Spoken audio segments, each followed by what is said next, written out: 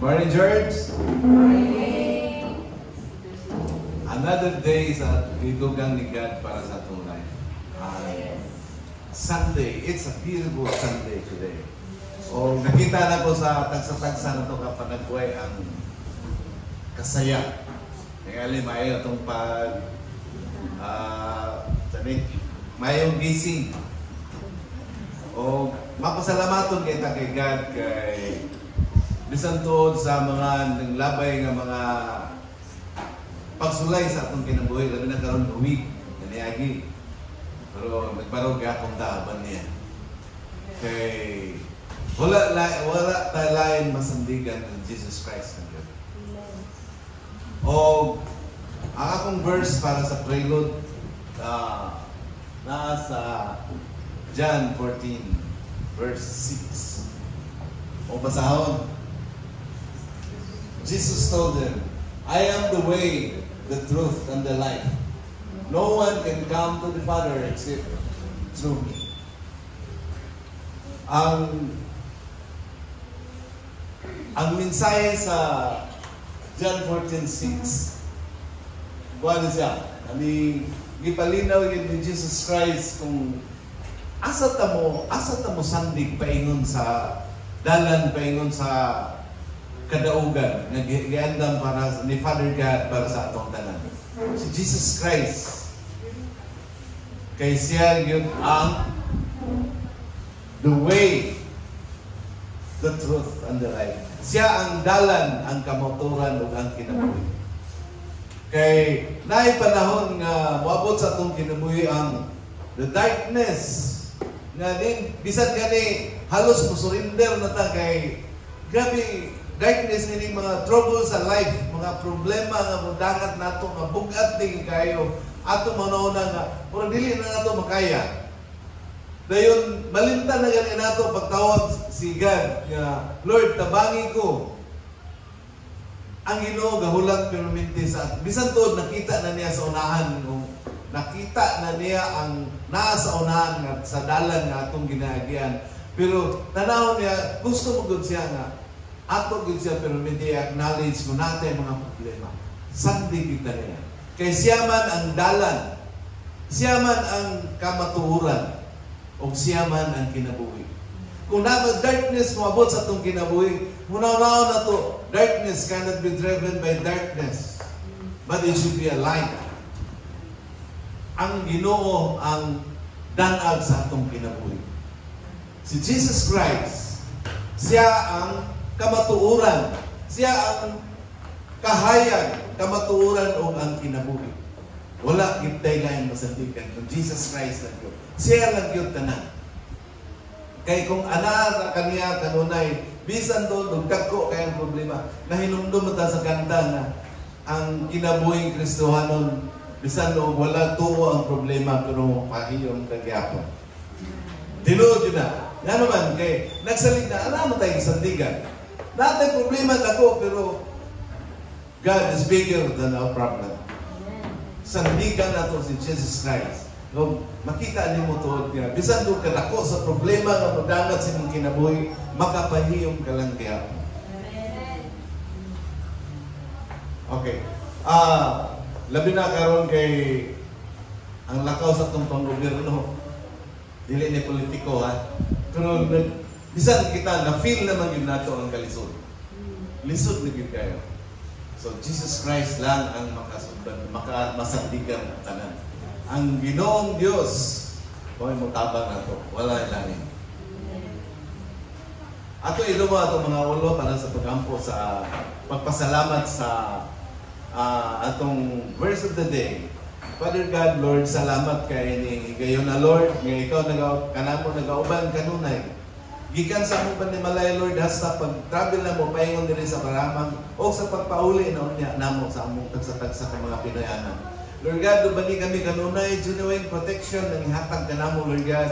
O salipni kami sa tanan mga kaaway ng mubabag sa tagsa-tagsa na mo ka mga dalan nga gisubay, Lord God.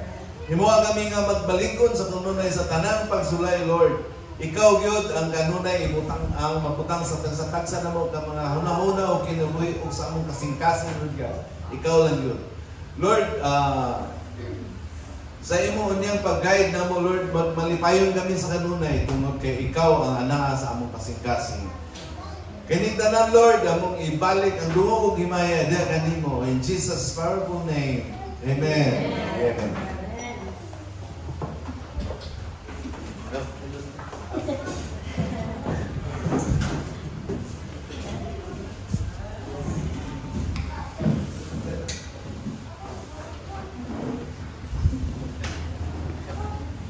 Good morning, church. Good morning. So, praise God, no? Sa tsada kay nakabuntagon, dayon.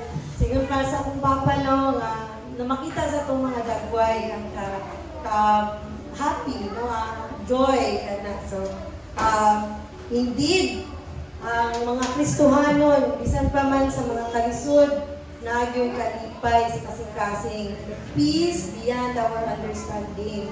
So, sa karon nga panahon, kita nakabalo na yun, nakasabot na yun, anak, na that peace, that joy, na di na itong masabtan, is tungod yun lang sa atong Ginoo si Jesus Christ, itong Lord and Savior. Ingon sa Acts 4:12, brother, there is salvation in no one else. God has given no other name in heaven, no other name under heaven by which we must be saved. Walay laing pangalan na ni Jesus Christ, our Lord and Savior. So I hope everyone kanang ready karong adlaw para mutindog, mupakpak, musaya, mukanta, kanang sa pagdaig sa lain, walay laing na pangalan under heaven na ihatag sa Ginoo ni Jesus. Okay? So, iawag ang tanan sa pagtindog. And as we prepare our hearts for this song, may we be reminded of the power and authority of God that has entrusted to us through Christ. In John 14:13, and I will do whatever you ask in my name, in Jesus' name. You may ask me for anything in my name, and I will do it. So whatever you are carrying today, surrender. Fear, sickness, family burdens, uncertainty, financial struggles, you can bring it under the authority of Jesus' name. Because in His name, church, chains break. In His name, healing flows. In His name, darkness trembles. And in His name, miracles happen. Let us sing, church.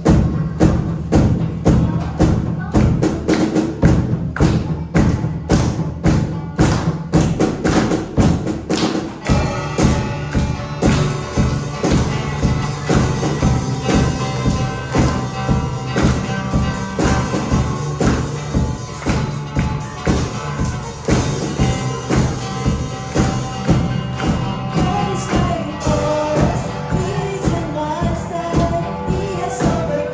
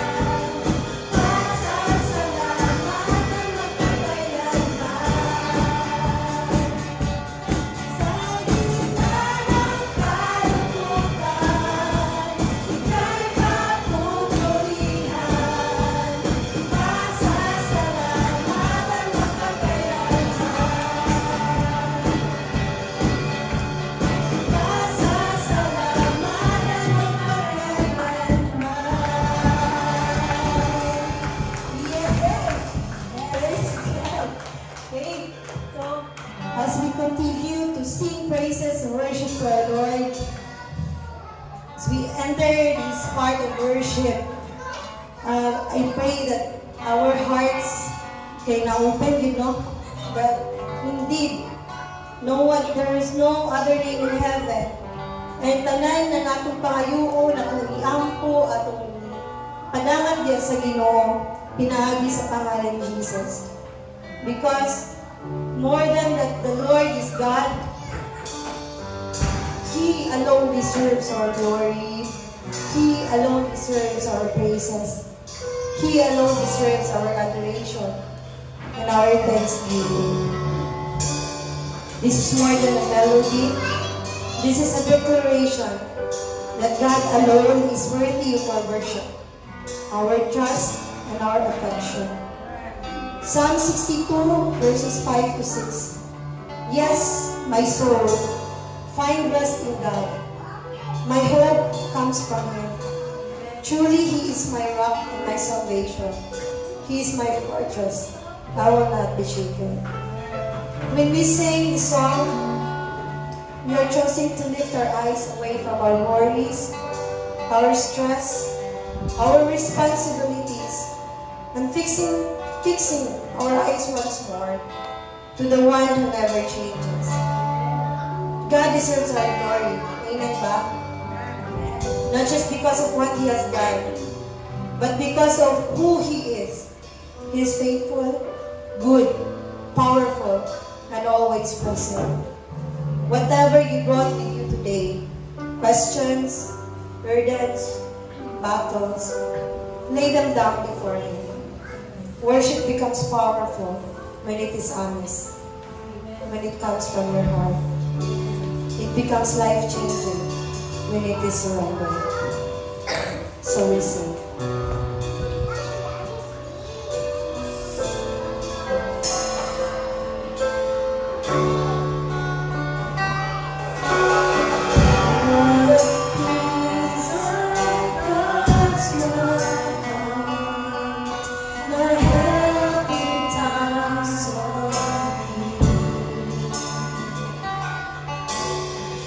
What a hope that leads me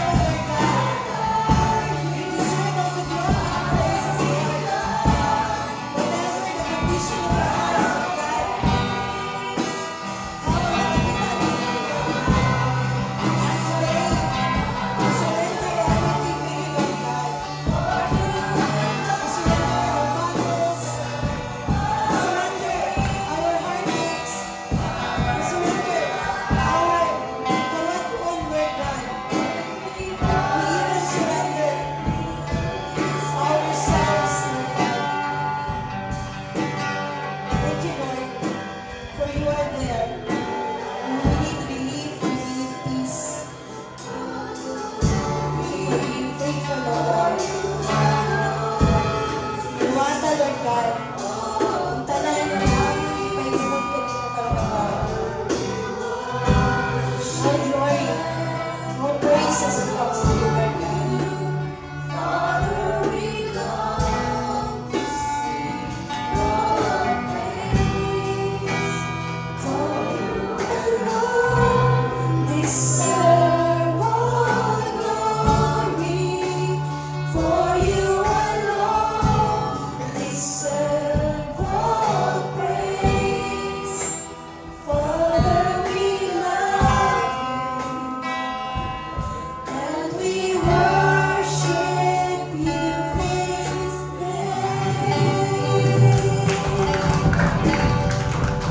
All your praises to the Lord. Jesus' mighty name. Amen.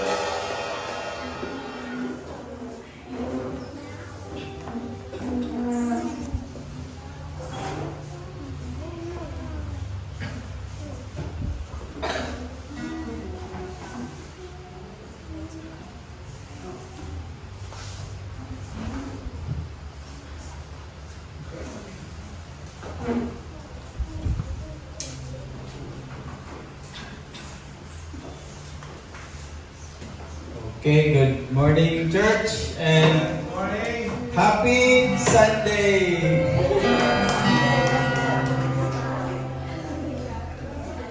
O, karon ang ato ang type verse kay nasa next please. Nasa 2 Corinthians chapter 9 verse 7. O, dumana na ito basa. You must each decide in your heart how much to give, and don't give reluctantly or in response to pressure. For God loves us, a person who gives cheerfully. Kaning church no, kaning isa man sa kaning mga ginagamit against sa mga Christian kay ang tithes and offering biya o isa po ni sa kaning murag gina-adjust bitaw sa mga tao samot na kanang mga bago pa na Christian ana bitaw nga naman ato ang feeling sa una no nga kinahanglan pa rin mag-tithes ana mag-tithes pa rin ay o unsa mga importante ang mag-tithes ana o kani pud nga verse isa kay mga misunderstood ba kay kuan lagi nakaingon nga kani don't give reluctantly lagi daw or in response to pressure. Pero kita kay palaga man to si Jesus, di ba? Sige tagingon nga we love Jesus ana. O kung galap ta, isa sa atong response kay mohatag man di ba? Sa atong pamilya ana. O kung sa nasa to gusto na to na i-share sa atong pamilya di ba? Sa ato ang mga igsoon ana sa atong mga amigo, amiga ana. Usay pagani kay bisag gamay na kay mabilin sa tuwa kay malipayan jud man ta mohatag di ba sa tong mga loved ones ana. Okay, paangka man si Jesus, siyempre atong response maghatag di ba? Exact nga na siya sa Bible o genuine nga naglabta sa kang Jesus. Malipayan kita sa paghatag mo na nakaingon diha nga don't give reluctantly or under pressure, ano ito, or response to pressure. Kay, uglang nimo kay, bisan pag sobra na sa iyang gi-require, dili man na kuhan si mo, di man na bugat, di ba? O mupod na ang pasabot aning nga verse nga, kaning, give cheerfully, kay love man na to si Jesus, o love man na to ang, o support man ta sa simbahan, di ba? O po na nga, kinahanglan yun nga, bisan pag sobra na, malipayan kita sa paghatagan na, di ba? O mo lang to church ang ato ang verse para karon sa tithes. So, happy Sunday.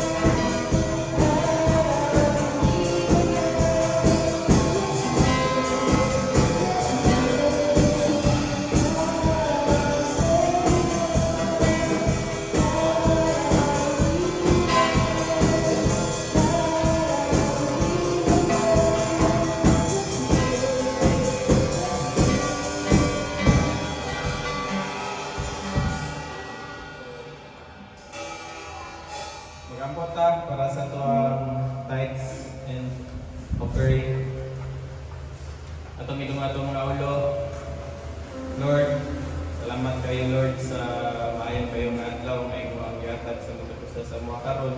Lord God, nagpasalamat ng maayo sa tanang grasya nga niabot pinaagi sa imong kaning gahom Lord God. Ug Lord God, akong ginaampo nga unta nga malipayan ang tanan sa paghatag sa ilang gitayad sinaron. Lord God, ang tanan nga mga kalisod o tanan nga mga paningkamot among isalig tanan sa imong Lord God. So Lord God, kapalumi nga unsay pinakamaayo para sa mua, una ang imuhang ihatag Lord God. O Lord God, sa tibok adlaw karon Lord God, among ginasalig ang tanang plano namo karon Lord God, pinagi sa imuhang gawom Lord God. Muna among ginapagampo pinagi si Kristo among Ginoo. Amen.